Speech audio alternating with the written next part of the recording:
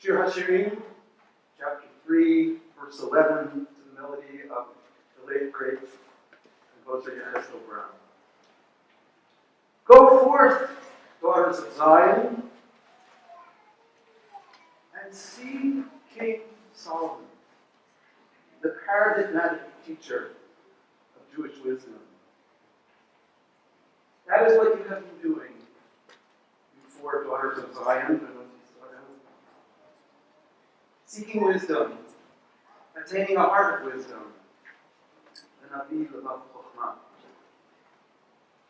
and from long distances and over high hurdles, Julie Newman commuting all the way from Pittsburgh for half a decade, Beth Strassler for more than half a decade from Biddeford, Maine, Audrey Klein, the senator from, most recently above the border, Toronto, below the border of Chicago, and not too far away from there in Cleveland.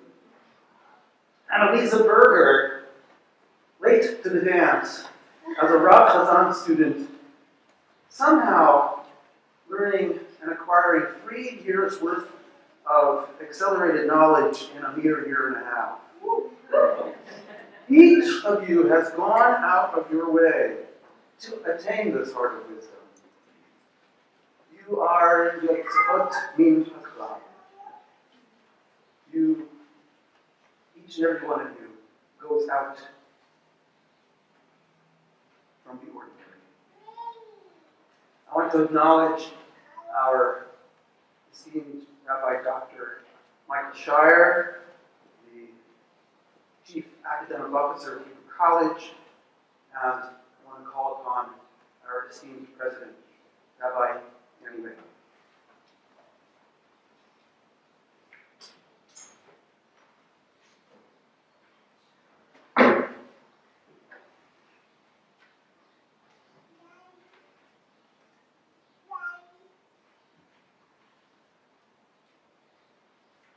Rakim Habayi, welcome. It's a pleasure to be here with you and to participate in this very special Torah ordination today.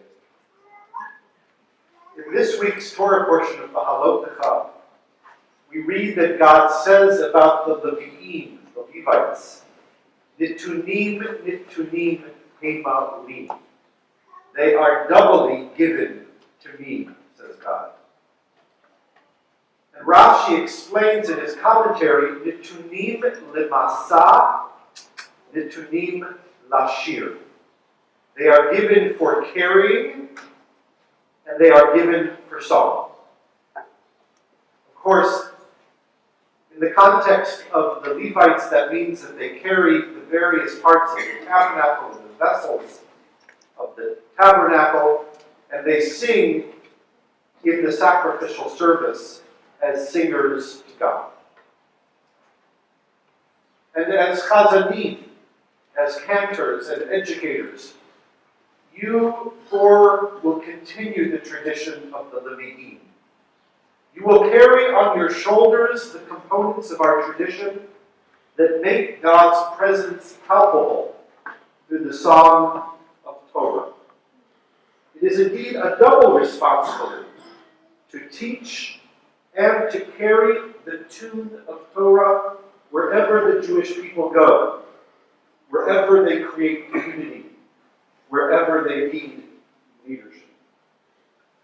This double notion of Torah as song and teaching is given expression toward the end of the Torah in Sefer Devarim, the book of Deuteronomy, where we read, the Atah, Kitvu lachem et hashira hazot, v'lidah et bnei Yisrael, sima b'fihem l'ma'at b'yeli hashira hazot le'ed b'nei Yisrael. God tells Moses, now write for them this song and teach it to the children of Israel, place it in their mouths, in order that this song may be a witness to the children of Israel. Song, the musical tradition and creative possibilities of liturgy, is a primary way to place Torah in the mouths of our people. It is a way to enable the words of Torah to enter deeply into our souls and express our deepest spiritual yearnings. You, like the Levi'im of old, will be the singers and the teachers who will help words of Torah resonate and reverberate within the individuals and communities you serve. We are very proud of you. We are proud that you will carry on this musical tradition and this responsibility that we place on your shoulders as chazanim, to carry our people to new heights as you teach them the song of Torah. Mazal tov. Kol hakavod lachem.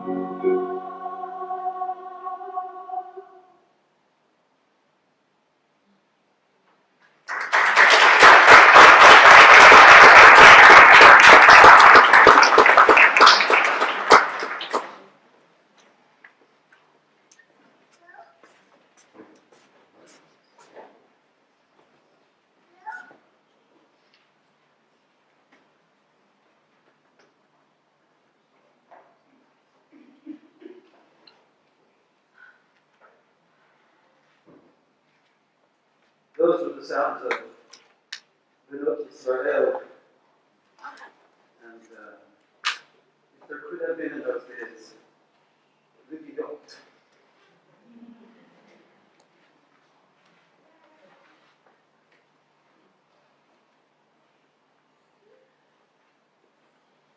I will call each one of you share a pasuk with each ordinary that I think is a perfect fit. And I'll say from the outset that I didn't have to dig very deeply to find these pasukim, these verses. 3 of them are from yesterday's parasha. And the first one comes from Psalm 100, which we say 6 days a week. First, I want to call on our new rab-hazzan, Elisa.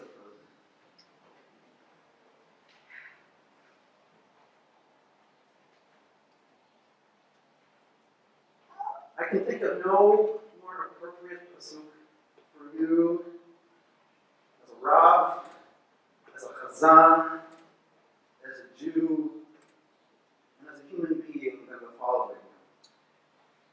Yidu et Adonai b'simcha, o lefanav b'dirna. Chanted to the traditional psalmic melody. Serve Adonai b'simcha, with exuberance, with joy, and come before God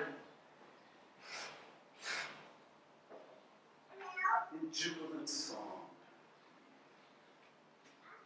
Ken kishma hi, Alisa Gabriela. Alisa means joyous. And Gabriela is with the help of God, mighty. Let's start with the joyous part. You see this smile that is so radiant? I have never not seen it on his face.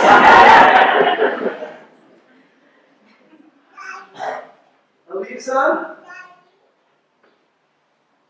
you helped us early on as a recruiter for our program, and then you said to me often, if only there were a way to do both my Rabbanut and the Chazanut at the same time, I'd be the first one to sign up. We waited on the sidelines until less than 2 years ago, we were finally able to bring to fruition after many, many years of trying our singular rab-hazzan program, which I said earlier is one of a kind, at least in the Western Hemisphere. And you stepped forward and said, is it too late? I'm so far along in my rabbinic studies and I'm going to be graduating in less than a year and a half. And I said, yes, but no. So here we are. It took an act of only a giborah, only a mighty one with the help of God, that you were able to take one course after another course on top of another course, sometimes 2 courses that were happening at the same hour, where she would physically be in one classroom and her recording device would be in the other. And then many independent studies. And I had the privilege, it was hoped, down to a simple joy, to be your teacher in the confines of my office. And somehow, with the help of Elohim, Gabriel, you persevered and you soared. And you've done amazing things with this Chazanut knowledge that you have acquired. You came to us already as a musician, as a very fine singer, with immense training from Vanderbilt University as an undergrad. And you've taken your Torah learning from Hebrew College and you have blended it together with your Chazanic studies. And you have sparkled by attaining musical wisdom, like little gems. That there's a special melody for L'Chadodi 7 weeks out of the year, when we count the Omer. And that this melody goes back some 300 years. And the refrain has a striking resemblance to a song in a Mozart opera.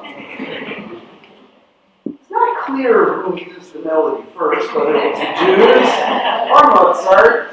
The best scholarship that we have probably says that it was a folk tune on the German Austrian landscape, and that we grabbed it before he did, sanctified it, and then he saw a good thing too. And in your final conversation in the rabbinical school, I'm told that you referred to this melody as you were teaching Torah to the faculty. And you made the connections between liturgical text, sacred song of the Ashkenazim, of the European Jews, and Mozart. That's a reason. And then, Erev Shavuot. I kid you not, again, Tuesday afternoon, I get this email with all kinds of apologies. I know it's last minute and you probably are too busy to look at this before Yom Tov, which was true. But on Friday morning, I opened it up, and there was this Kedusha for Musaf set on her computer to the melody of Va Pensiero from Verdi's opera Nabucco. If you don't know what Nabucco is, think Nebuchadnezzar, as in Nebuchadnezzar, as in the Babylonian king, when the Jews were taken into exile. And Elisa had the assignment that Temple Emmanuel is passionate about of giving a Devar Torah, and she decided to, again, bring all of her spheres together. And she asked me if she thought I thought it was okay with what she was doing. It was brilliant, from many vantage points. You were giving a message to your congregation about how Verdi, probably the greatest operatic composer of all time, was struggling because his second opera was a flop. And then he found inspiration in the story and the libretto of Nabucco. And then the Jews sing Va Pensiero in the opera. And he was inspired to keep going with his career, and thank God that he did. And then he took that melody, and set it to the Kedusha so artfully, with on this cup, with a head for our traditional chant. She asked me, well, what do you think? You know, it's in the right scale, and the motifs go nicely together, and the congregation can come in and sing Shema Yisrael. It was brilliant. From a spiritual, educational, and musical thing. You do it, Hashem b'simcha. There's nobody I can think of that does that for the Jewish people. And you, the people, do Hashem with your jubilant song. Raise a mishubach. Ken yirbu, ken yiratzon.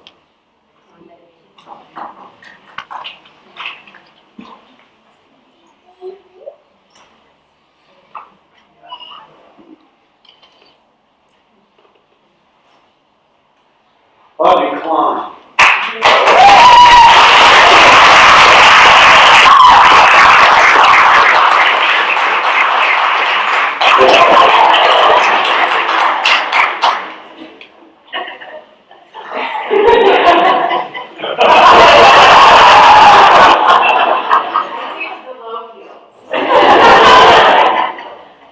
Every good bima has a soul for the barn buckets. Parashat Naso, we just read it yesterday, and we're going to say these words to all four of you when the ordination board gathers with you in front of the Aron HaKodesh. You get the first pasuk. Book of Numbers, chapter 6:24. Yevarechecha Adonai ve'yishmerecha. May Adonai bless you and protect you. Here stands beside me the one that we know of as the mayor of Hebrew College. Those of you who laugh understand exactly what I'm referring to. Audrey, you made yourself indispensable in your tenure at Hebrew College as a student, as a member of the staff, chief advisor and counsel to faculty and students. Perfect conduit back and forth. You possess tremendous communication skills. Your charisma needs no description. It just oozes from every pore. And we've missed you this past year as you have been in Toronto, because it hasn't been the same.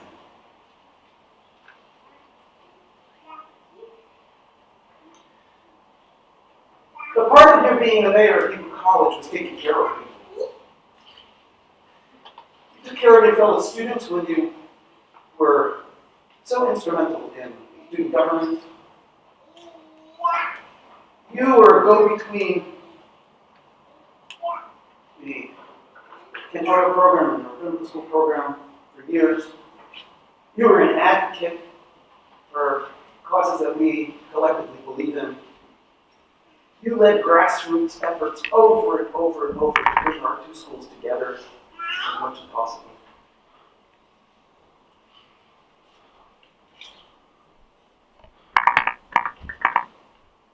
Rashi says that Yevarechecha refers to God's taking care of one's material needs. And as a very pragmatic leader, that is something that you do selflessly. But Yishmerecha, Rashi says, has to do with protecting one in good health. Because what good are the material needs, being that if one can't use them in good health?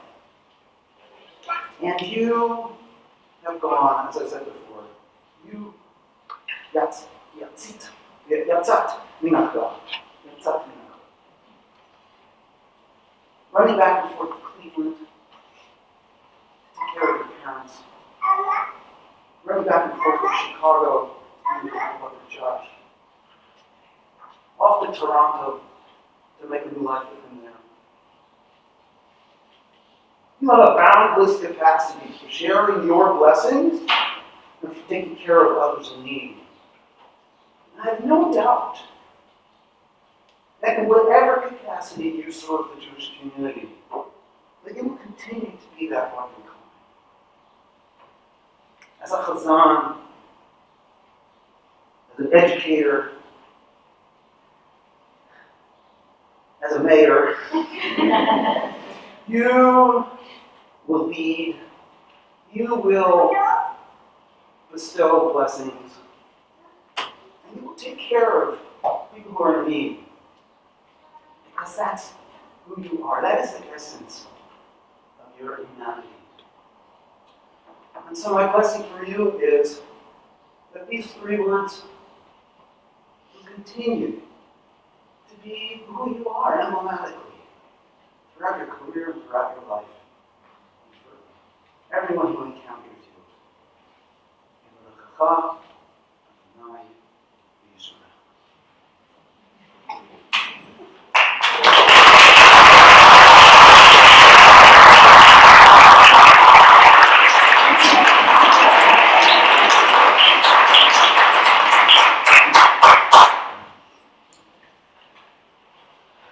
Not in alphabetical order. That's stress.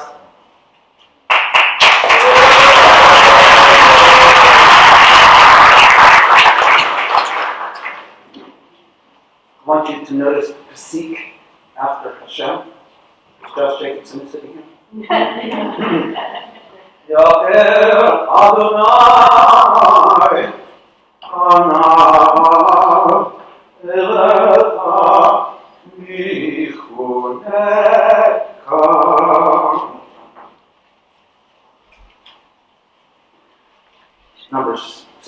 thought. The second of the threefold benediction.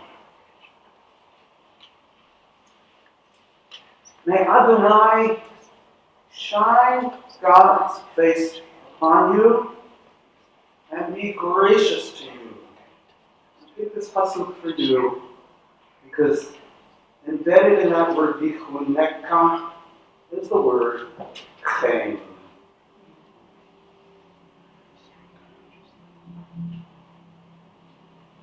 Graciousness.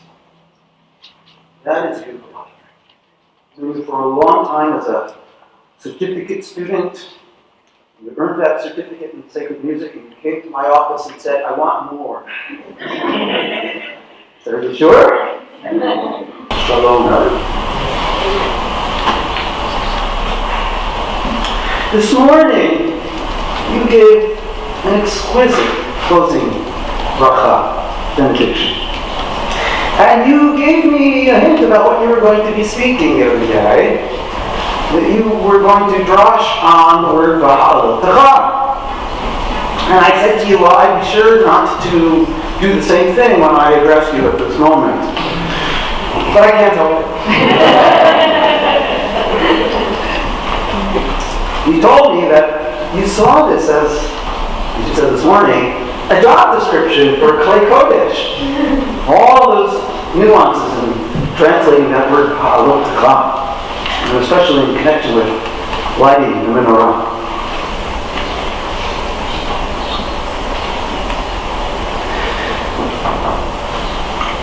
Your congregation in Pittsburgh for many years, and now your Pittsburghian independent minion, profit from that carrying up, that lifting up, that bringing of the divine presence to people's lives through your teaching, through your music making. Julie, you have this open-heartedness about you. There were many times when you encountered things, particularly in my classroom, that, let's just say they were unfamiliar to you.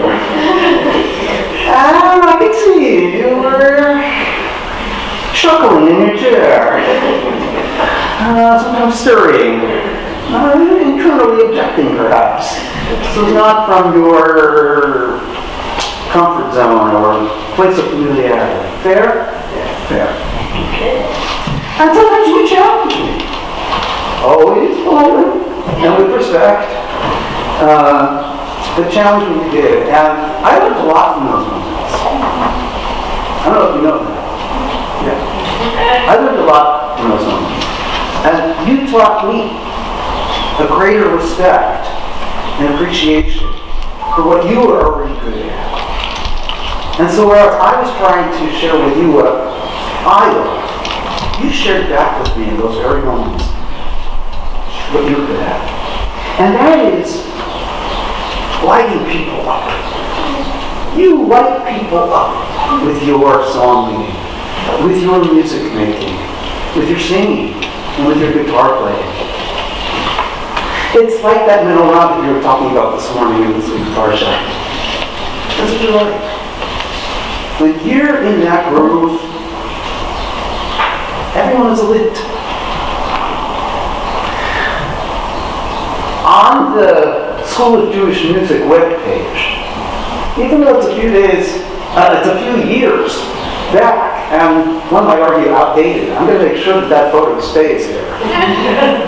There's a picture of Andrew Becky Drick and you leading some sort of program that was Hanukkah. It was the candle lighting. You were in college. I didn't remember. Thank you. Boy, how lucky you know. And Becky is thrusting her hand in the air, as she is known to do when she's leading the song. And you were there on the platform with her, with your guitar, and the whole room is lit up. I love that image. And it just speaks volumes about who you are, who you have been, and who you could be. And you're a peacemaker. As somebody who comes from a life with a lot of richness, as we discovered a couple of years ago, family breath.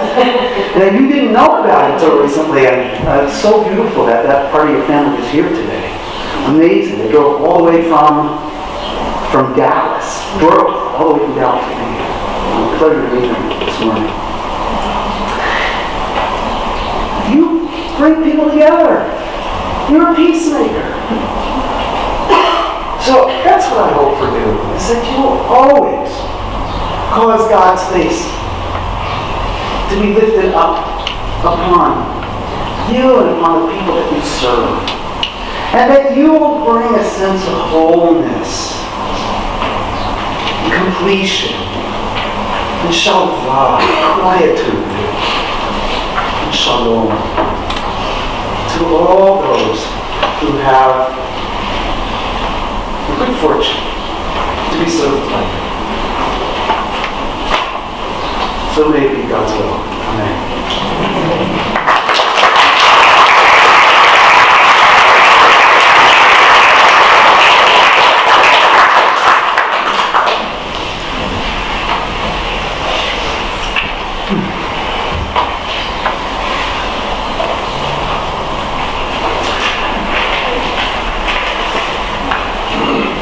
Having the odd experience of actually being ahead of schedule.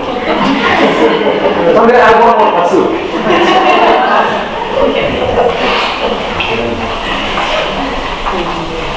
The next verse in the book of Numbers, chapter 6, verse 27. This is the one that often gets forgotten, but it applies to all four of them. The very next pasuk. V'samu et sheli al bnei Yisrael v'ani ha'avechem.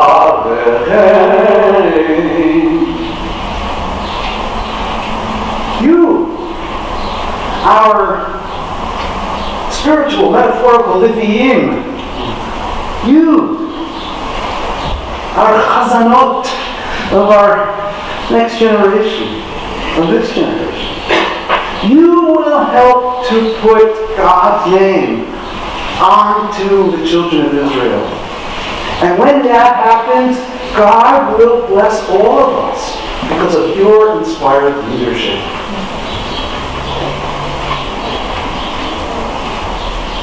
And then it says in this week's Parsha,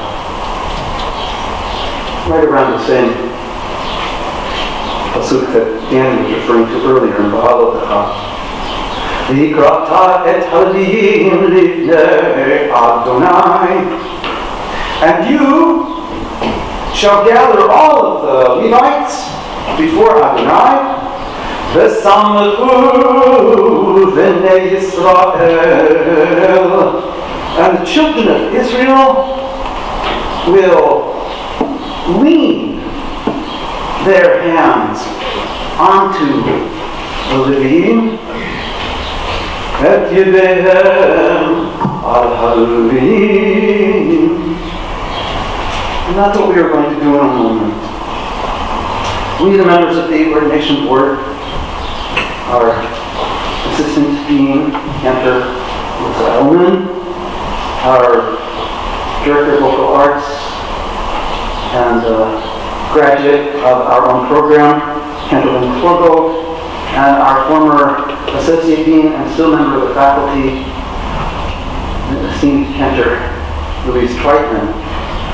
And I will have the zechut, the privilege of being those representatives of Bnei Israel, and we will place our hands upon you after you receive the Tolitot.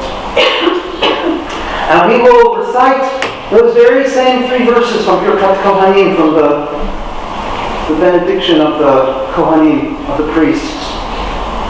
And you'll all be blessed with all of those words, not just one verse. And from these 15 words, from these 60 letters, and I love gematria, so I have to just point out that the 15 words are, of course, numerically Yud-Hey. They are Yah, as in Hallelujah. And the 60 letters have been found to correspond with the 60 Matzachtot, even though there are 63.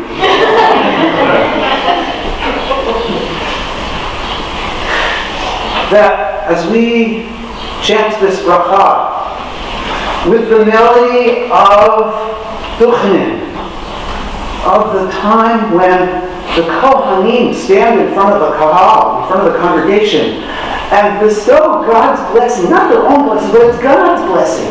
They put their hands up in that special way. They make a double shin for Shaddai, for God, and they're just the channelers of this blessing to the congregation.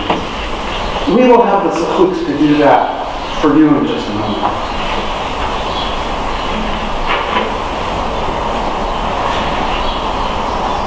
And then you'll have a moment in front of the Aron.